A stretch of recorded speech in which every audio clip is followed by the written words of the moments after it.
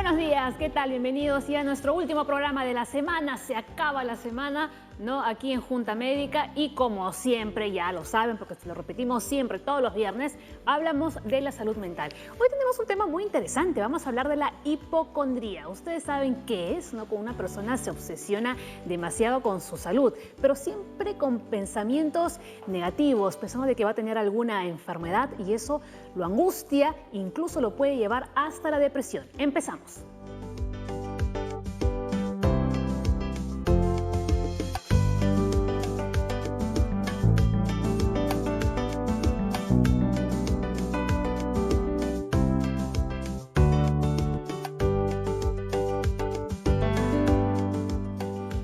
Y me gusta mucho esta mesa de Junta Médica porque ya son invitados conocidos, así que estamos aquí ya en confianza, ¿no?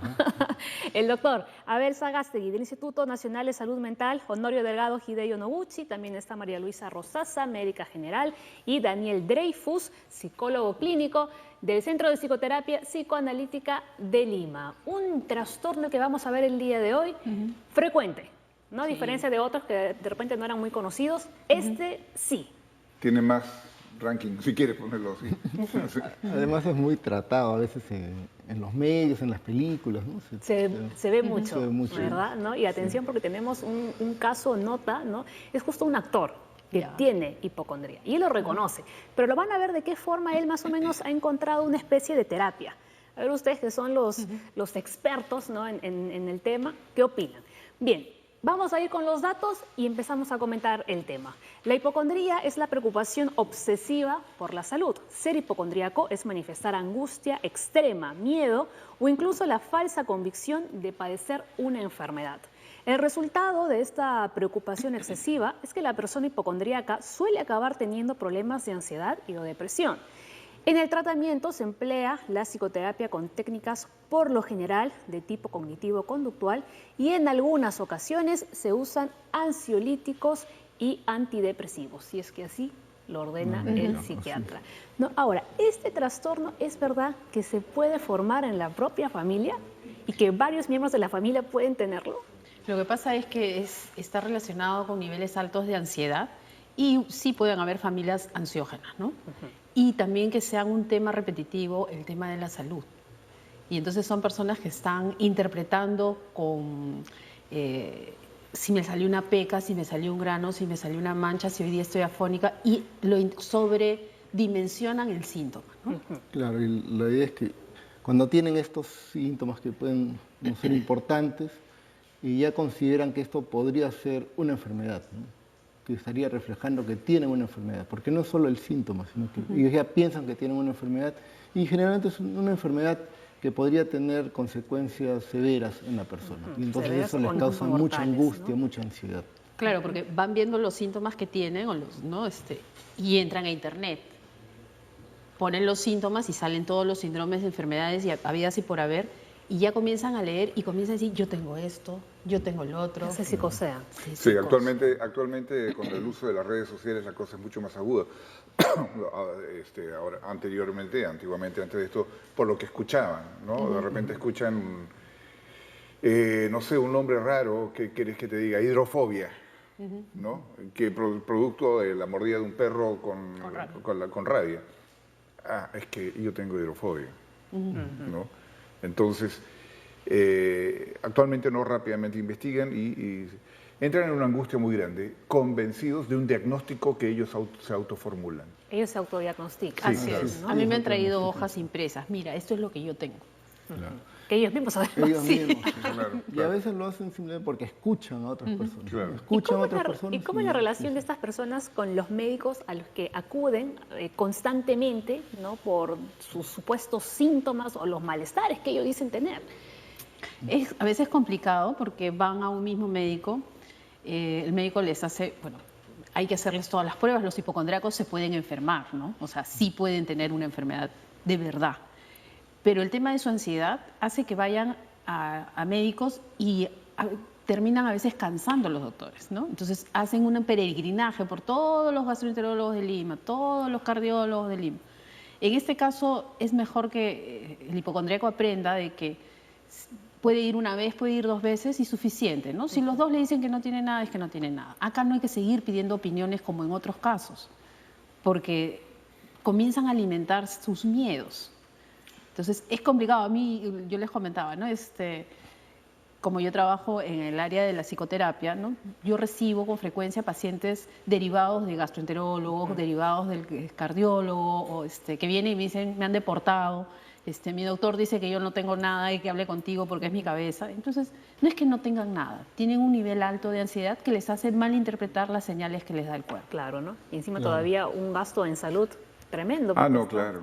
constantemente tiempo. acudiendo a los médicos. Y cansan a la familia. Ajá. Claro, y a veces se pueden sentir molestos con los médicos porque los médicos le dicen que no tienen una enfermedad, pero ellos insisten. Ellos ¿no? sí sienten Se sienten molestos porque consideran que no los entienden, ¿no? Ahora, ponte en el caso de un paciente de estos que llega un viernes por la noche a una emergencia de un hospital general. Viernes por la noche, una emergencia de un hospital cualquiera es caótico. A ocupar un sitio y el médico de turno descubre que esta persona físicamente no tiene nada. Inmediatamente lo va a derivar a psiquiatra y se va a desentender porque al lado tiene a otro que realmente está a punto de morir. Claro, pero ahí creo que es muy importante que el médico que tiene esos primeros contactos no le diga al paciente tú no tienes nada, ¿no? Porque si no tienes nada en realidad no tendría para qué ir a otros lados, ¿no? Es importante decirle usted tiene una enfermedad, ¿no? Que está asociada a la ansiedad y por eso es importante que reciba ayuda.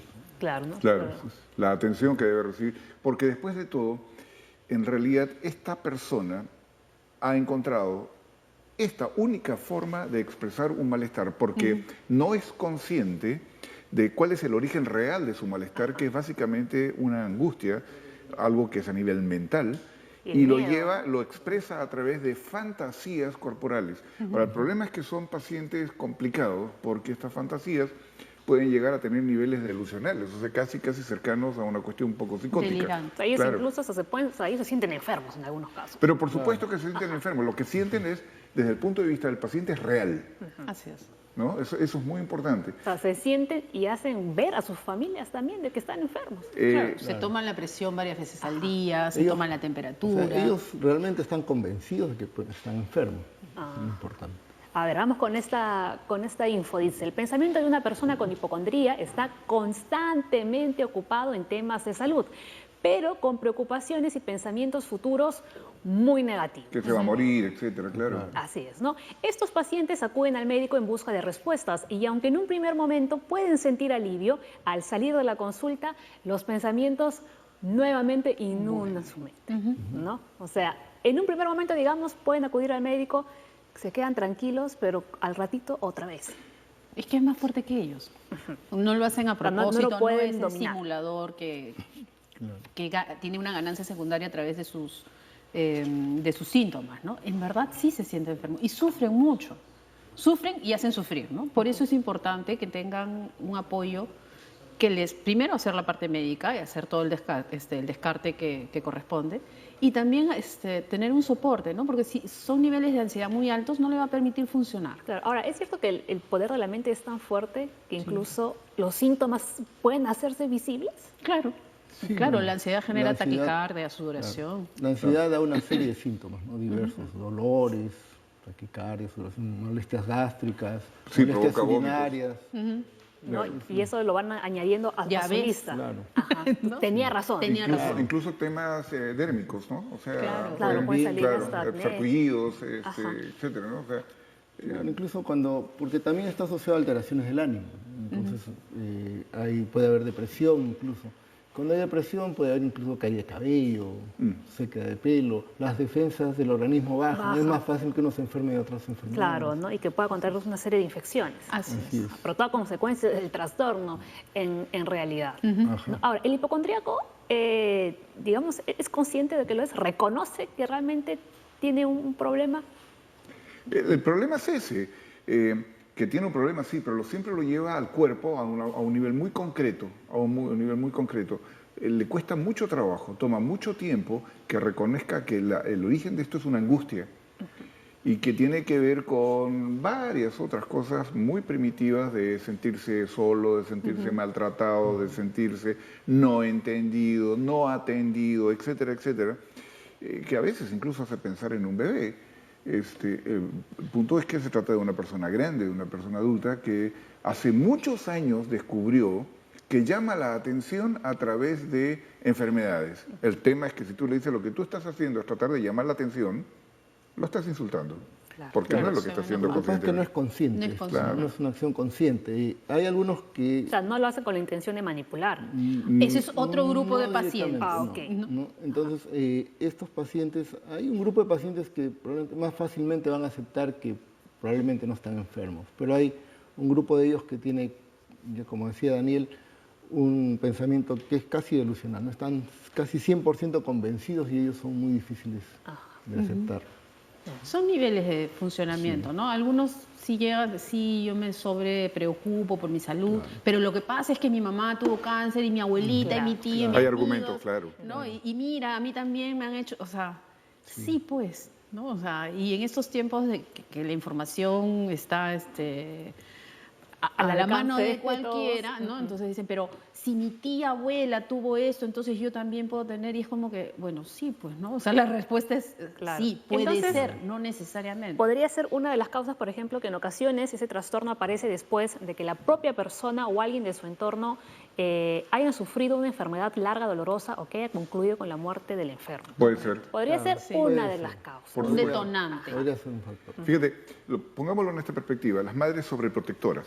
No es el tema de hoy, pero podríamos dedicarnos un buen rato sobre eso. Ah, ya apuntamos el tema Sí. ya para el siguiente Claro que viernes. sí. Ajá. Una madre sobreprotectora, el peor insulto que le puedes hacer es, tranquila, ya pues, a tu hijo no le va a pasar nada. Esta mujer tiene esta actitud angustiante frente a su hijo porque pasó algo de verdad. En su familia, algún familiar cercano, en el propio niño durante el parto, durante el embarazo, algo pasó que justifica la angustia de esta persona. ¿Sí? Por lo general una mujer joven. ¿No? Sobreprotectores en hombres, padres añosos. ¿No? Si yo a mi edad tuviera un hijo, pobre. Y quería agregar que a veces no solamente es que alguien del entorno o la, Claro, o o la sea, ¿qué otras propia causas persona, podrían ¿no? haber? No, me refiero a que también puede ser que haya, a través de las noticias que se escuche, que alguien sufre de una enfermedad dolorosa, severa, o que ha muerto a raíz de una enfermedad, y ya la persona puede empezar también a pensar que de repente tiene esa enfermedad. Porque van asociando y jalando, o sea, haciendo su red de ideas, pero equivocadamente, ¿no? O sea, por ejemplo, ¿no? Ah, yo de repente tengo una esclerosis. Zika. El Zika, ¿no? No, O, el por mosquito, ejemplo, ¿no? o tengo esclerosis. Porque se me adormecen los brazos, pero la esclerosis tiene una época que aparece, ¿no? O sea, a los 50 años ya no hay esclerosis, ¿no? O sea, pero van porque van sacando datos, como no tienen la formación para hacer un diagnóstico, Claro, médico. van leyendo y van poniendo y hacen unas historias que tú te quedas y dices, si yo no fuera doctor, le creería. Es un Frankenstein ahí, ¿no? Con todos los síntomas. Sí. Claro. Increíble, muy bien. No les había dicho nuestro hashtag, bueno, lo tienen ahí en la pantalla, es hipocondría, y también pueden llamarnos al 619-0670 porque estamos en vivo. Hacemos la pausa, ¿no? Y enseguida volvemos con mucho más.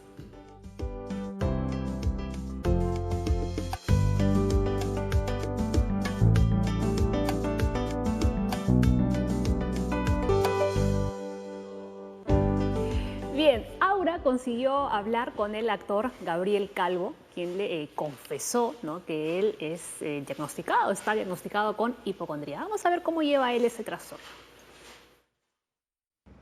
Hola, esta ruta de la salud llega con todos los síntomas, todos los males, todos los dolores, porque vamos a hablar de hipocondría. Y hemos llegado en búsqueda de alguien, de un actor, que se atrevió a hacer catarsis sobre su estado hipocondríaco haciendo un show de stand-up comedy. Así que vamos a buscar a Gabriel Calvo.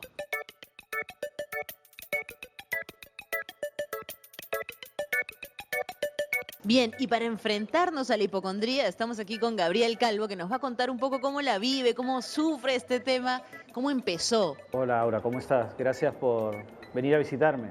Y yo creo que empezó entre los 13 14 años, cuando un día me levanté y tenía toda la cara llena de ronchas, pero no una ronchita, o sea, unos panes en toda la cara y el cuerpo. Entonces realmente me asusté. Entonces era pues lo peor que le podía pasar a un adolescente, ¿no? Y mi abuela me lleva con un doctor. Y lo peor de todo es que en esa época, cuando te hacían los análisis, no era que en la tarde estaba en tu mail los resultados. a las 2 horas, no, tenías que esperar una semana por lo menos. Y esa semana era absolutamente aterradora. Pensabas de qué te ibas a hacer, todas las formas posibles en las que podías morirte. Y lo peor de todo es que cuando llego con mi abuela para los resultados, le dice a mi abuela que por favor espere afuera. No. Yo dije, ahora sí, nos vamos, se acabó esto. Yo, ¿por qué no? Que pase mi mamá. Señor, espera afuera. Y me suelta de golpe. Lo que tú tienes es pitiriasis rosada de Gilbert. Creo que ahí empieza mi hipocondría. Y bueno, y soy un hipocondriaco que no consulta a doctores. Me disculparán en el set.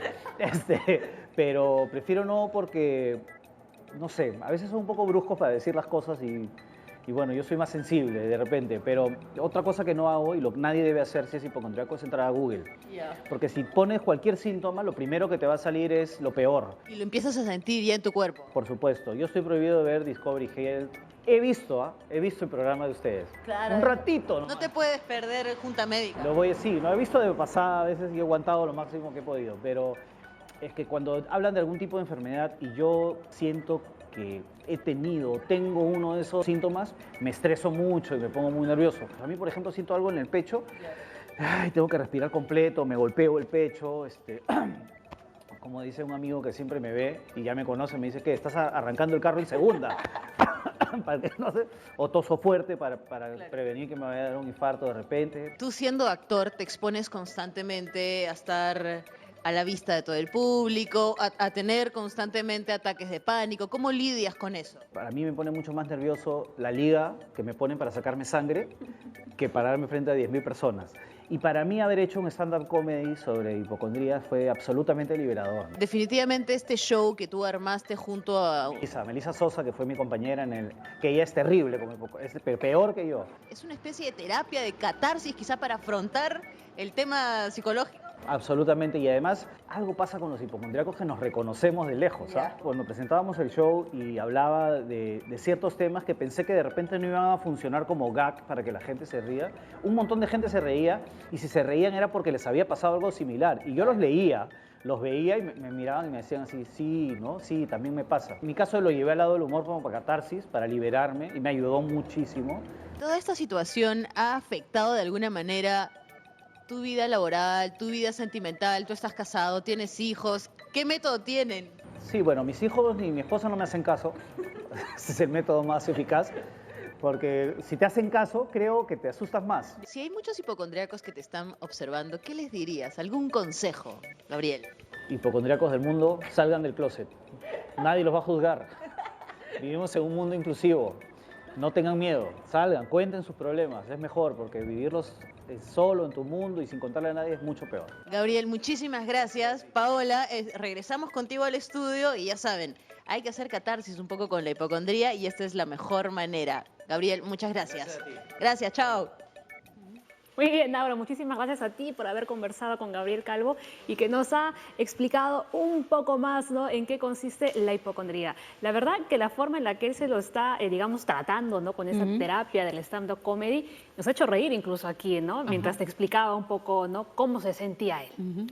Lo que pasa es que ha logrado a través del stand-up una catarsis que le permite elaborar también su síntoma, ¿no? Porque Una liberación. así Claro. es. Además, el humor es uno de los mecanismos de defensa más adecuados, en realidad, ¿no?, para enfrentar algunas situaciones que tenemos. Y Lo creo último sí. que vas a encontrar en un depresivo, por ejemplo, es precisamente humor. Claro. Claro, lo último. El humor es un signo de salud. Así es. Y aprender a tomar las cosas con humor, yo lo trabajo bastante con mis pacientes, mejora mucho porque es como que quitarle el drama a muchas cosas que hacen que se vean pues sobredimensionadas, ¿no? Ya, pues ya. Sí, de no verdad soy que así, sí. ¿no? Y entonces yo inclusive tenía un par de pacientes que era como que, ay, no sabes, me pasó esto, y lo miraba y decía, tumor cerebral.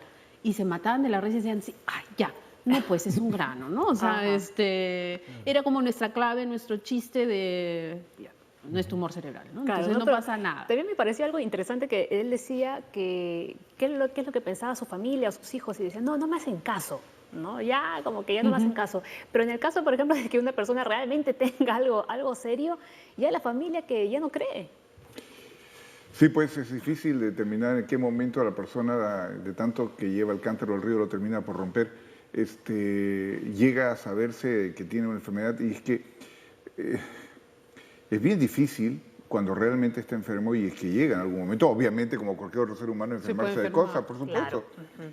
¿Cómo determinar? Y desgraciadamente ahí hay una dificultad. Hay que acompañarlo siempre y estar... A ver, decirle simplemente no te creo, no es la línea. Es una persona que requiere ser escuchada, que requiere ser atendida y tiene que aprender a descubrir que lo que siente y lo que se le ocurre a partir de lo que siente es producto de algo que aparece en su mente. Que hay una distorsión. Sí, es como si se separara todo lo que ocurre con sus efectos y todo eso, toda, digamos, energía, va al cuerpo y se alimenta por la fantasía. En ese sentido se parece mucho a los obsesivos, porque es una conducta reiterativa que aparece una y otra vez al modo de un ritual obsesivo. Y hay que tener el justo medio, ¿no? Porque si uno hace mucho caso, refuerza más bien estas ideas falsas, estos juicios falsos. Entonces hay que ver, y eso se hace difícil a veces, dónde hay que hacerle caso y cuándo no. Claro, ¿no? Y además algo que él dijo es también importante señalar, que algunos pacientes que tienen hipocondriasis no acuden a los médicos, justamente porque tienen miedo a que les confirmen la enfermedad que tienen, el diagnóstico, y claro, eso los haría sentir Y hablando muy de mal. enfermedades, ¿hay algunas enfermedades a las que les tengan más miedo que otras? Las crónicas, por ejemplo. Al cáncer, al SIDA, la enfermedad cardíaca, ¿no? Pero nadie se preocupa de tener diabetes cuando es mucho más real enfermarse de diabetes poblacionalmente. Un infarto. ¿No? Un infarto es lo que temen, ¿no? Sí. Generalmente el miedo pues es enfermedades que les van a producir la muerte, no sé, una muerte esquizofrenia. inmediata o que va a tener consecuencias severas. Me voy a volver loco, ¿no? O sea, y tú le dices, no tienes nada de eso, ¿no? Por esto.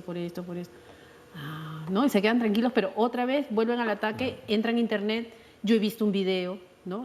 Yo he leído. Entonces es difícil, por eso es mejor recurrir a técnicas que les permitan calmar su ansiedad. Sí, porque además tienden a ser enfermedades crónicas, una enfermedad crónica que a veces se da por episodios, pero sí, es repetitiva. ¿No? Y justo hablando del Internet, ¿no? La información es la herramienta más valiosa para la persona hipocondríaca en la búsqueda de su supuesta enfermedad. Y en este sentido, Internet se ha convertido en un arma de doble filo, ¿no? Ahí lo decía Gabriel, yo tengo prohibido entrar a Google. Porque la información está ahí, ¿no? Y no todas las páginas, por ejemplo, cuando hay pacientes, no le digo, si es que vas a leer en internet, que seguramente lo vas a hacer, por favor lee estas páginas, que son páginas médicas reconocidas, páginas para pacientes, ¿no? Porque en verdad en un foro cualquiera puede escribir cualquier cosa. Sí, no hay un filtro. En internet la información puede ser falsa también, ¿no? Y de hecho mucha información es falsa, no es real, ¿no? Sobre todo con Entonces, el tema si es médico, que van a tener- entrar, tienen agarrarlo que con entrar pinzas así ahí. es. Así es. Sí, esto es válido no solamente para los hipocondríacos, sino en general a cualquier todos. paciente que se le recomienda, por ejemplo, psicofármacos o toda la farmacología para los problemas mentales, porque las dosis hacen las diferencias, no el nombre de la medicina. Y va un paciente que está recibiendo determinada medicina, lo averigua en internet y descubre que o se inventa ve un diagnóstico que no corresponde a su caso personal, una esquizofrenia, cuando en realidad lo único que tiene es mucha ansiedad. Claro, y a veces puede usarse un fármaco para ambos Pero la dosis es... problemas, pero las dosis son distintas. Claro. Entonces, ahí internet hay que tomarlo con pinzas, ¿no? Ahora, ¿hay algunos hábitos que tienen los hipocondríacos en concreto de repente para evitar que le puedan contagiar alguna enfermedad o algo? Eso es curioso, esa es una pregunta muy curiosa, porque no tienen. No. Tengo un paciente que tiene una serie de características hipocondríacas, que se preocupa por su problema de infarto, que a cada rato está con angustia de que le dé un infarto, y tiene un sobrepeso impresionante, no se cuida para nada lo que come, es decir, vive de chatarra y ese tipo de cosas. Es que el ¿Y miedo eso no le preocupa? No. Es que No tiene mucho no es el sentido. miedo a enfermarse. Lo que pasa es que ellos consideran que ya están enfermos, que ya tienen la enfermedad. Entonces, y eso es lo que produce el temor, la enfermedad que supuestamente tienen. Por eso no es temor a enfermarse, por eso no hay ningún ritual para evitar enfermarse. Claro, ¿no? Y ahí cómo hacerle ver, por ejemplo, a ese paciente que en realidad si sigue con con esos hábitos de vida. Ese es el kit, o sea, cómo trabajar en que realmente sepa qué está pasando consigo mismo y la necesidad de cómo andar alimentando una situación que es como si estuviéramos hablando de la persona aquí y de la persona allá como si fuera otra persona, o sea, es disociado una cosa de la otra, ¿no? porque sí, me entiende, claro, sí, tengo que bajar de peso, sí, pero es que claro, tengo que ir al gimnasio, por supuesto, pero termina la sesión, se va y listo, se olvida todo, o sea, se disocia y otra vez entra a la primera tienda de hamburguesas y se zampa dos, no una. Me has hecho acordar pacientes que son muy ansiosos por su salud, ¿no? Pero tienen conductas de riesgo y entonces cada 6 meses viven la angustia de la ELISA que se tienen que hacer, ¿no? Pero es paradójico porque ya produce hasta risa en ellos mismos porque están angustiadísimos de que se pueden contagiar, pero mantienen sus conductas de riesgo. Entonces es como que es más fuerte que ellos, ¿no? Y después hacen todo un constructo porque como han estado en riesgo, pero no, en verdad sí me cuidé, pero de repente no lo suficiente y me han salido unas manchitas, ¿tú crees que sea SIDA? ¿No? Pero para con tu conducta de riesgo, pues, ¿no? Y hagamos las cosas bien. Pero están permanentemente asustados de las cosas que ellos mismos hacen, ¿no? Exacto, ¿no? O sea, casi las 24 horas del día están ahí, el cerebro trabaja terrible. de forma negativa. Terrible. ¿no? Muy bien, envíenos todas sus consultas porque estamos en vivo. Al volver vamos a ver cuáles son algunas características de las personas con este trastorno. Ya volvemos.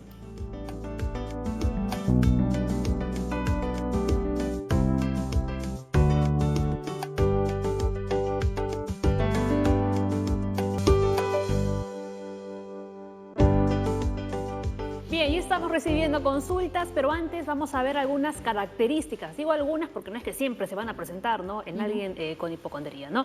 Observan y chequean su cuerpo numerosas y repetidas veces. Investigan en exceso sobre la posible enfermedad. La enfermedad se convierte en el centro de sus conversaciones.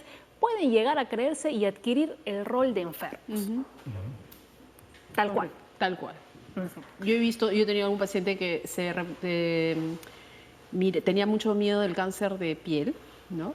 Y se revisaba con lupa, ¿no? Y claro, y él lo había adquirido como un ritual, ¿no? Claro, se revisaba con lupa todas las semanas, ¿no? Y tenía problemas para verse la espalda. Entonces había comprado y diseñado todo un sistema para poderse ver la espalda con su lupa, ¿no? Y él miraba y después decía, yo creo que esta mancha es nueva. ¿no? Y volvía a ir al dermatólogo y el dermatólogo le volvía a decir que no tenía nada, que usara su protector, ¿no? Le duraba unos días y después ya. Pero yo creo que me hace... Pero sí, todo el tiempo nos salen manchas, ¿no? O sea, las pecas son parte de la vida. Exacto. Pero vivía en eso, ¿no? Dale, o sea, cuando llega a la tercera edad y le empiezan a salir manchas en las manos. No, sí, va a estar fatal. Imagínate yo. A ver, tenemos aquí una consulta. Paola Neira llamó desde Chosica. Diferencia entre hipocondría y trastorno de ansiedad. Debajo de una hipocondría siempre hay un trastorno de ansiedad, claro. Sí, es de la familia, ¿no? Pero digamos, a ver, trastorno de ansiedad como tal, supongo que se está refiriendo a trastorno de ansiedad generalizada, porque hay varios trastornos de ansiedad. Uno de ellos es la ansiedad generalizada. La hipocondría es básicamente la preocupación por tener una enfermedad y eso le genera ansiedad, ¿no? Las consecuencias de la enfermedad. Solo la el muerte, tema de salud. las secuelas que puede haber, todo eso. En cambio, la ansiedad generalizada es una preocupación excesiva por cualquier cosa. La persona está ansiosa la mayor parte del día, casi todos los días, ¿no? Entonces, no pensando en algo en particular. No en algo en particular. Cualquier situación, está siempre preocupada por el futuro, tiene pensamientos catastróficos de que ya puede pasar cualquier cosa, que de repente no se va a faltar dinero, que de repente va a ocurrir un terremoto, etc. O sea, su ansiedad es por todo. Por cualquier no cosa, solamente, digamos, por un área que vendría a ser la salud y el temor a Y además enfermarse. se acompaña de síntomas ansiosos, no puede haber palpitación, sudoración, sensación de falta de aire. Pero digamos que ese trastorno de ansiedad sí se incluye dentro de la hipocondría. No, ¿O está asociado? No. Es la familia. Pueden estar asociados, sí es cierto, ¿no? Pero la hipocondría puede tener ansiedad, puede asociarse con ansiedad, también puede asociarse con depresión, ¿no? Hay mucha comorbilidad con estas enfermedades. ¿no? Y también tenemos un cuadro sobre eso. Tenemos una consulta en las redes sociales, me dicen la de Rafa. A ver si vemos la pregunta. Rafael Benavides dice, creo que se presenta o se acentúa más en la tercera edad. ¿Ustedes qué opinan? No. Yo creo que eso puede aparecer desde la adolescencia en adelante. ¿En la niñez no? No. Los niños pequeños descubren rápidamente que afirmando que tienen dolor de barriga o dolor de cabeza, podría ser que se quede en la casa y no vaya al colegio. ¿Ok? Pero no pasa de eso. No. una cosa más compleja en función de alguna enfermedad que me va a dar y que me puedo morir, empezamos a escucharlo desde adolescentes grandes además, no chicos. La edad de inicio es entre los 20 y 30 años con más frecuencia, ¿no? Eso no quita que pueden pasar antes. Claro. Y la persona en realidad está preocupada por una enfermedad que no la tiene, ¿no? Lo que pasa es que en la tercera edad puede que haya otras enfermedades que se asocian, pero en realidad... Además, te vas a morir de todas maneras pronto. No es la preocupación, no es la preocupación por las enfermedades reales, ¿no? Es la preocupación por enfermedades que en realidad no se han diagnosticado, que no las tienen. Este tema de la tercera edad es bien interesante y bien importante, porque quizá el tema de las enfermedades se hace más evidente, ¿no? O sea, porque ya hay más enfermedades reales. Hay más probabilidades. Y a mí me pasa con algunos pacientes mayores que le digo, pero ¿por qué no visitas a tus amigos? Ah, ya se murieron, ¿no? O está enfermo, o ya no me conoce. Entonces, es bien difícil. Claro, no, es un tema mayor. Por ejemplo, cuando se asocia depresión en la tercera edad, los síntomas, el paciente los siente mucho más severos, ¿no? Los vive más intensamente. Claro, más intensamente, ¿no? Y también tiene que ver porque el sistema inmunológico ya se está debilitando. Sí, entre también. otras cosas, pero en verdad todo comienza a fallar, o sea, eso es real, ¿no? Ahí nos salimos del esquema del hipocondríaco que imagina las situaciones y no ocurre nada físicamente. La persona mayor está pasando por deterioro físico real. Y la muerte se presenta como algo inminente y más cercano porque comienzan a morirse tus contemporáneos. Esa parte es bien difícil, porque así como se muere él, que es de mi edad, me voy a morir yo.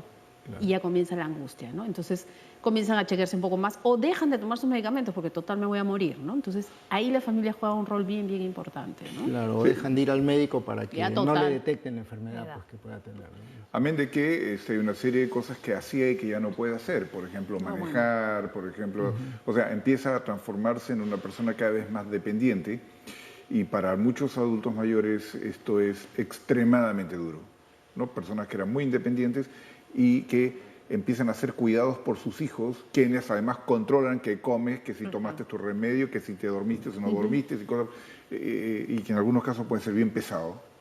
Entonces, claro, pero ya no estamos hablando de hipocondría, estamos hablando del adulto mayor. Exacto. Muy bien. Vamos a ver cuáles son algunos de los problemas asociados, ¿no? Como decía el doctor Abel, puede estar asociado un trastorno de ansiedad generalizada, ataques de pánico y la depresión.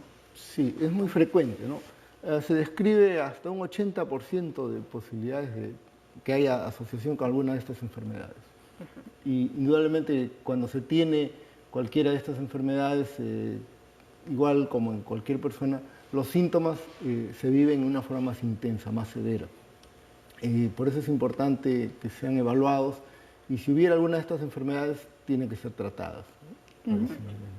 Otra cosa interesante que no hemos mencionado de la hipocondría es que la sintomatología puede cambiar, ¿no? Por ejemplo, una persona con trastorno psicosomático va a estar constantemente centrada en su trastorno, ¿no? Por ejemplo, un tema de respiratorio, ¿no? Va a ser ese, el tema que va a ser recurrente a lo largo de una historia clínica larga.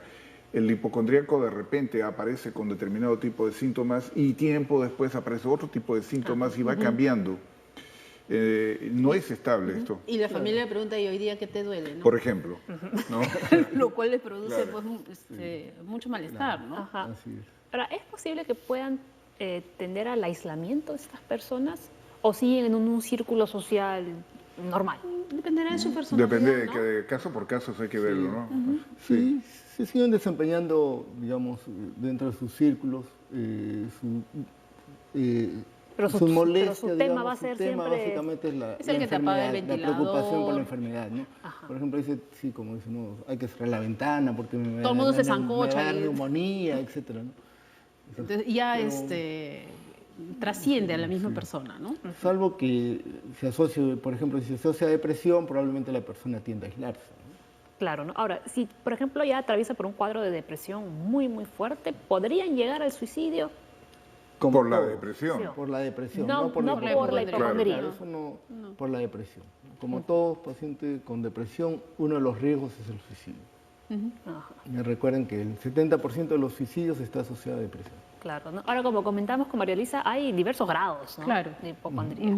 Y hay personas que se asustan porque encuentran algo en su cuerpo o sienten algo raro, van al doctor, confían en su doctor, les hacen un chequeo, les dicen, usted no tiene nada de esto, ¿no? Esto es así, así, así, la veo en 6 meses y se quedan tranquilos.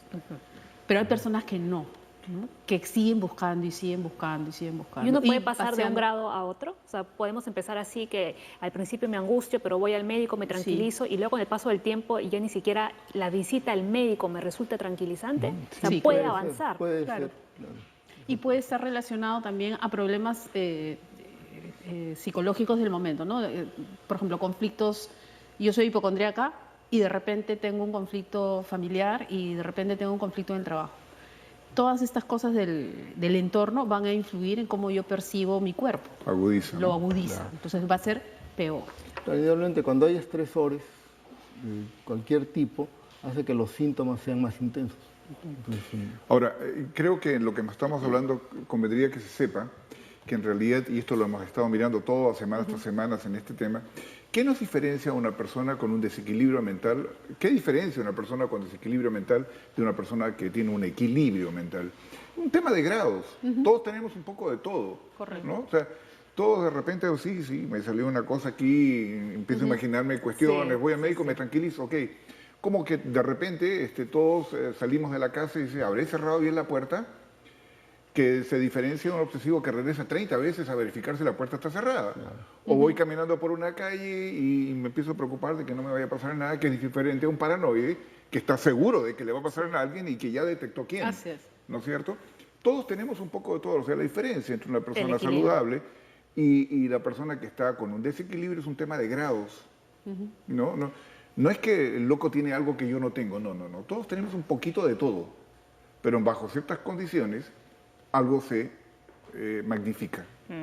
Ahora, ¿cómo se lleva a cabo el diagnóstico? Ustedes ya ni bien abre la boca, ya saben que es un hipocondriaco el que tienen enfrente. Es que llega ¿Cómo es? derivado generalmente. ¿no? claro, ya llega derivado, ya ha sido evaluado por...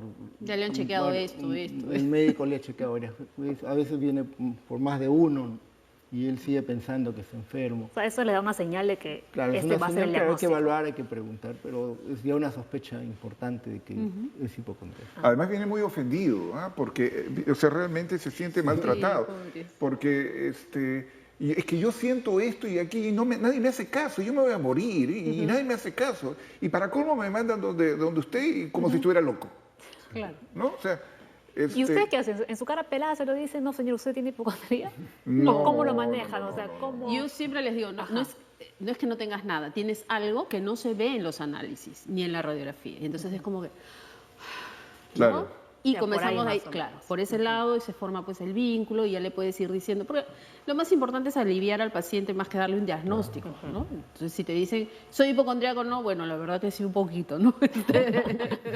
Porque está muy maltratada la palabra y es bien peyorativa, ¿no? Entonces es como que hay que tener cuidado, hay que evitar maltratarlos porque ellos sufren un montón con Claro. ansiedad. Claro, por eso ahora en la clasificación del DSM-5 que salió el año pasado le han puesto trastorno de ansiedad por enfermedad, ¿no? Ajá. Por el Sí, nombre ajá. peyorativo. Que se Claro, le da. porque la gente tiende a decir, es un hipocondriaco, no le hagas caso, ¿no? Sí, O siempre sea, uno a veces utiliza bien los poco términos a la empático. ligera. Claro. Como cuando decimos, bipolar, ¿no? Claro. También, ni O siquiera es sabemos lo que es. histérica, Sí.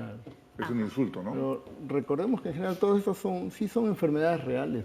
Incluso hipocondriasis es una enfermedad real Claro. que requiere tratamiento, que requiere ayuda. Ajá. Y vamos a Y ver a veces después de la pausa, medicación. ¿no?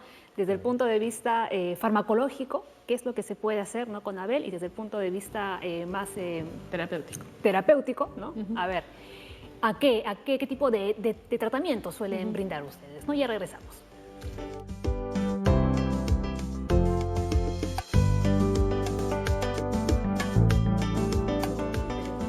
Muy bien, y el pasado 21 de septiembre fue el Día Mundial del Alzheimer y como hoy es viernes y estamos hablando de salud mental, es conveniente, ¿no? Que volvamos a presentar un informe elaborado por el Ministerio de Salud sobre esta enfermedad.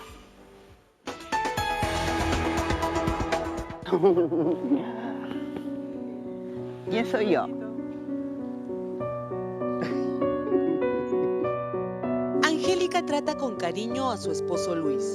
Llevan juntos más de 45 años, pero nunca se imaginó que su compañero de vida, aquel que le prometió amor hasta la muerte, la olvidaría producto de un mal demencial llamado Alzheimer. Él manejaba su bicicleta, pero ya a raíz de 3 años atrás ya no frecuentaba la misma ruta, se perdía. Luego después comenzó a repetirme muchas veces las mismas cosas, o sea, no se concentraba. Entonces tuve que dejar de trabajar y quedarme a cargo de mi esposo. Muchos piensan que el Alzheimer es una enfermedad propia del envejecimiento, lo cual no es cierto. Se trata de una patología neurodegenerativa que afecta la memoria, el lenguaje, la percepción y los movimientos motores. Esta enfermedad tiene 3 estadios. El estadio inicial te puede durar 3, 4 años. El segundo estadio igual, pero ¿de qué me va a servir traer al médico a un paciente cuando ya están en el estadio final, cuando ya están con pañales, cuando tienen alucinaciones visuales y auditivas? Lo ideal es que el paciente sea visto tempranamente. Según estudios, de cada 100 pacientes que padecen de enfermedades neurodegenerativas, 60 o 70 tienen Alzheimer. Además, es más frecuente en mujeres que en varones. Por ello, es importante detectar tempranamente la enfermedad para desacelerar su progreso a lo largo de la vida. Porque los médicos estamos para dar los tratamientos, no es que vamos a curar el Alzheimer, sino para que la poca memoria que tenga el paciente se mantenga por más tiempo. La especialista recomienda que el paciente con Alzheimer sea más activo, ejercitando su memoria con juegos de mesa o pupiletras, leer y conversar sobre lo leído. Es por eso que es importante que, acompañado de los tratamientos médicos, también necesitan de rehabilitación neurocognitiva, de rehabilitación física, de una rehabilitación netamente ocupacional. E inclusive la dieta también tiene que ser diferente, eliminando un poco todo lo que sea carnes rojas, darles carnes blancas, todo lo que sea vegetales, frutos rojos, frutos secos. ¿Cómo ganarse? Agradecemos al Ministerio de Salud por este informe muy importante. Seguimos con nuestro tema del día, que es la hipocondría, y tenemos 2 consultas en las redes sociales. Vamos con la de Kelly. Cuando tengo problemas, dice, o veo algo que me impacta, pienso que me dará un infarto o que me voy a desmayar y he llegado al hospital con taquicardia. ¿Se podría considerar hipocondría esto? No, yo no siento que hay muchos elementos ahí, pero esto de que la angustia puede llevar a una taquicardia es muy normal, ¿no es cierto? Y claro, ahí tenemos un síntoma físico concreto que lleva a una persona a buscar ayudas, o que puede paralizar a una persona, por ejemplo, va manejando en el medio del tráfico y de repente pero puede ser un ataque de angustia. Así es, puede ser un ataque de pánico. Ahí lo que habría que preguntar es si el paciente constantemente está preocupado por una enfermedad, ¿no? Ajá. Si constantemente está preocupado porque tiene problemas cardíacos, entonces eso sí podría ir ahí un poco. Porque esto más como que le Pero ahí genera más parece un impacto ataque, al momento. un ataque ¿no? de angustia, ¿no? Ajá. Sí. Muy bien. Que es muy frecuente en las emergencias y los médicos tienen que saber diagnosticarlos bien y no decirle al paciente que no tiene nada. Sí tiene, solamente que no sale en el electrocardiograma. Tener tacto. Claro. ¿no? No, Para decir. hay 2 cosas que un médico no debe decir. No tienes nada y pon de tu parte. Claro. Fatal. 2 cosas importantes que deben evitarse. Y los Que a médicos estos y nosotros tampoco, claro, que también lo pero hacemos. especialmente el Pero imagínate, médico, ¿no? Porque sí. tiene lo que dice tiene un peso mayor. Y especialmente en estos pacientes les van a decir las 2 cosas. Electro, no tienes nada. Ya, pon de tu parte. ¿No? Y O lo sea, peor es que le van a decir, no tienes nada, anda al psiquiatra, por ejemplo.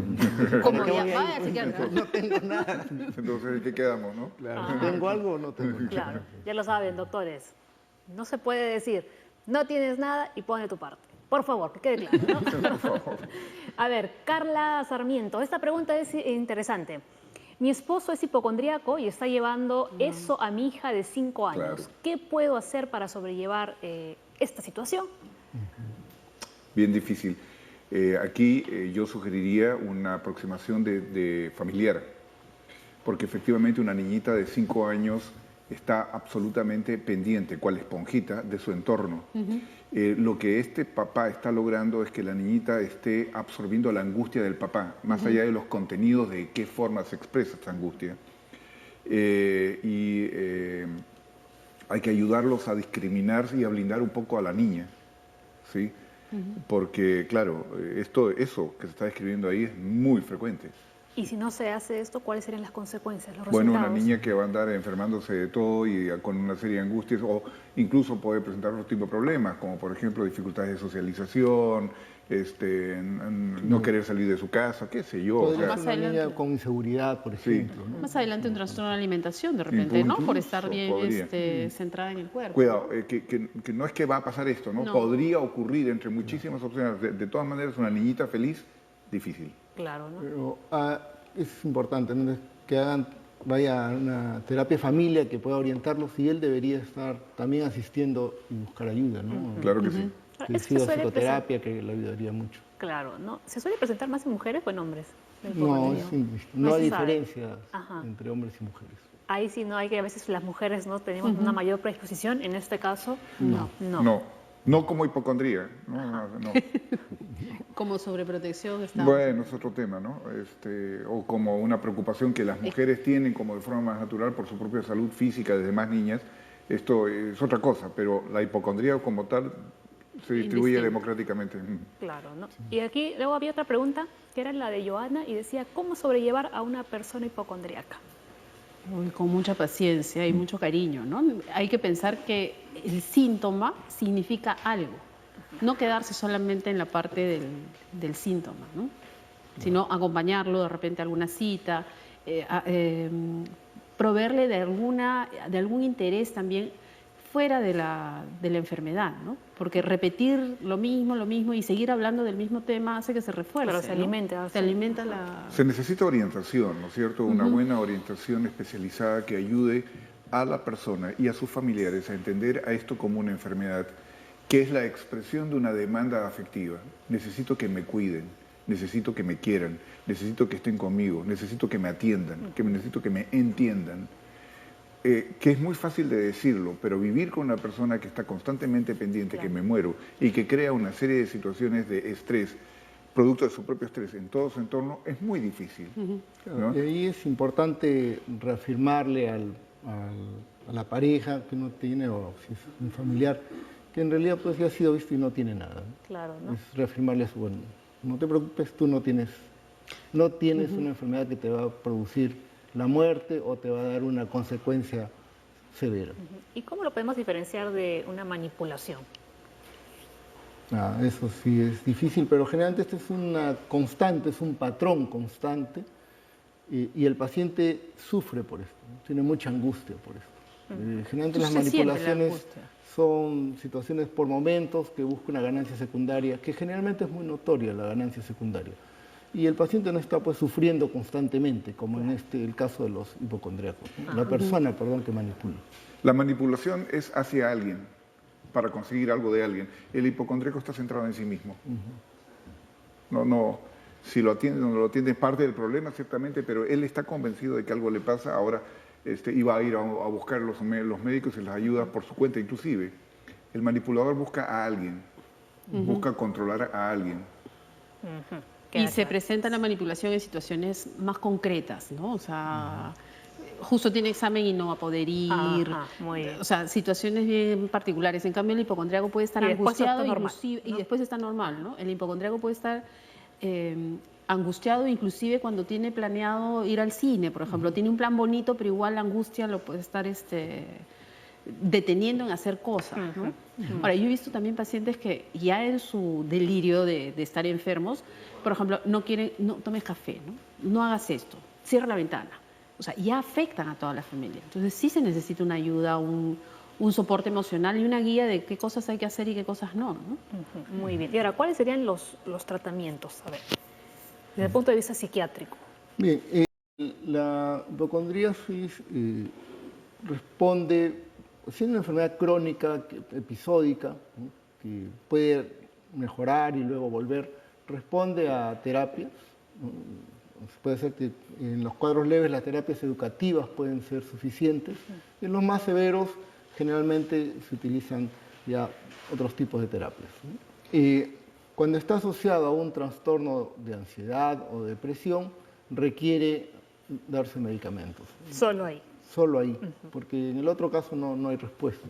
Entonces hay que manejarlo ya con psicoterapia. Generalmente se usan antidepresivos que funcionan tanto para ansiedad como para depresión. Muy bien. Desde el punto de vista ya del psicoanálisis. Sí, el acompañamiento es muy largo, es muy complejo porque se requiere, digamos, que la persona pueda aprender a sentirse, primero aprender a darse cuenta que lo que está sintiendo tiene que ver con demandas afectivas. A vivir las emociones no a través del cuerpo, sino poder mentalizarlas, poder usar la mente y poder hablar de lo mal que se siente, de lo solo que se siente, de lo triste que se siente, de los miedos que tiene, miedos muy grandes, muy profundos, pero que hasta ese momento no se habían juntado, no se había asociado, de que este tema, a morirse, se refiere a una cosa más metafórica, que tiene que ver con miedos, con inseguridades, que de alguna manera tienen que ser entendidos.